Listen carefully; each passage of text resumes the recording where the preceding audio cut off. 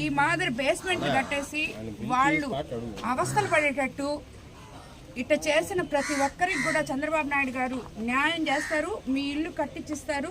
ఏంటి నువ్వు BC SC ST ఏది మీకందరికి ఫ్రీగా ఈ ఇల్లు కట్టించిస్తారు, సరేనా? నీ పేరు ఇదంతా నోట్ చేసుకున్నా.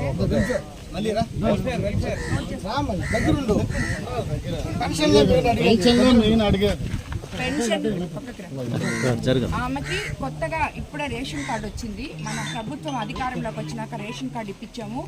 ఇప్పుడు ఆమె పేరు తీసుకొని పెన్షన్కి ఎన్రోల్ చేయించండి. ఆమె పెన్షన్కి అర్హురాలే ఆమె. అదేవిధంగా ఈ బేస్మెంట్ ఉంది కదా, గత ప్రభుత్వంలో ఇల్లులన్నీ ఈ మాదిర సగంలో ఆపేసి డబ్బులు తీసుకొని వెళ్ళిపోయి కాంట్రాక్టర్లు మిగతా వాళ్ళందరూ పంచుకోవడం జరిగింది.